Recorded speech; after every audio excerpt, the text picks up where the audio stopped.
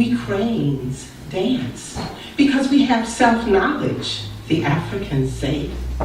And we gained our self-knowledge from self-contemplation.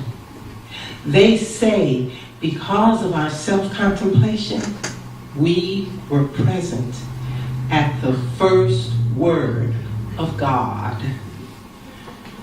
Now, the Japanese say we represent happiness, longevity, and faithfulness because we mate for life. And when a Japanese person dies, we place their spirit on our back and we carry them to heaven. And this is one of our favorite Japanese stories. There once was a young man named Kobe, and he was walking to town with money to buy a futon. And he came upon a crane in a trap. And he felt such compassion for this crane. He found the trapper and said, "Here, take this money and release the crane." And of course, the trapper was quite happy to take the money. And he went and released the crane. The crane looked up at Kobe, lifted her wings, and flew up and circled him 3 times, and then flew away.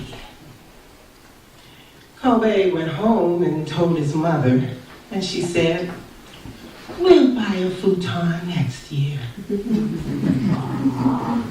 The following night, they heard a soft knock on the door. Kobe went and opened the door and saw standing before him the most beautiful young woman he'd ever seen in his life. And she said, "Please, kind sir, may I sleep on your floor? I have nowhere to stay tonight." Well, Kobe was speechless and didn't really know what to say, but his mother opened the door and said, "Come in, young lady. You can sleep in Kobe's bed." And he slept on the floor. The next morning, when he woke up, she was sitting there just staring at him. And she said, "You are a good man and kind. I will make you an excellent wife." Now, Kobe had not been thinking about getting married, but again, his mother was listening and they got married pretty quickly. And they were living together quite happily and were a good family. And the wife got to know the house and she found a storeroom that had a loom in it. And she went to the mother and she said, "May I use your loom?" And the mother said, "Of course you may use my loom. I haven't used it in years, and there's yarn in there."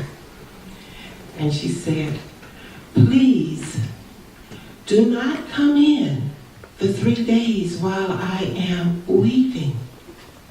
Promise me that." And they did.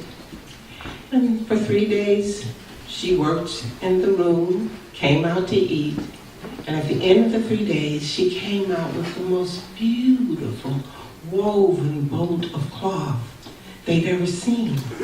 And she said to Kobe, "Take this to the rich man and sell it."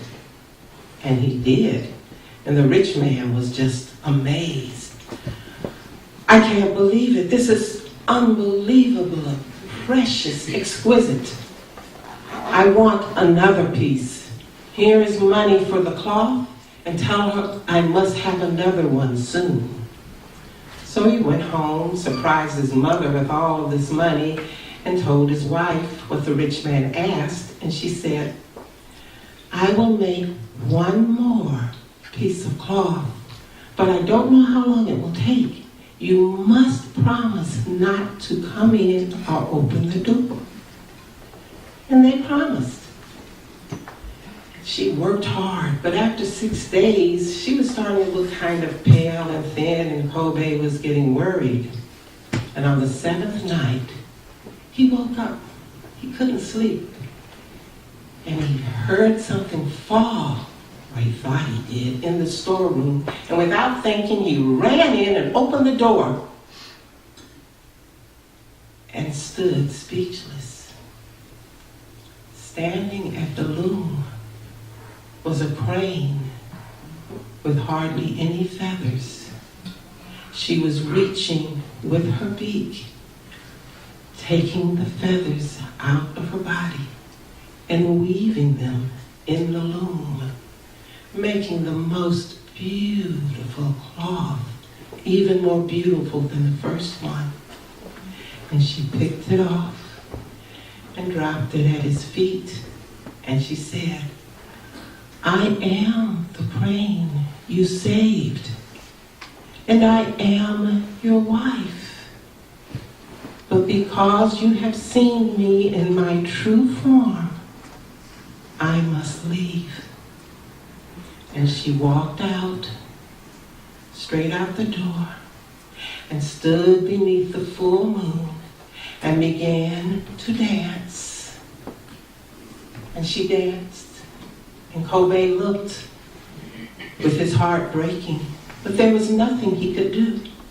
And soon 1,000 cranes flew above, and one large crane landed in front of her.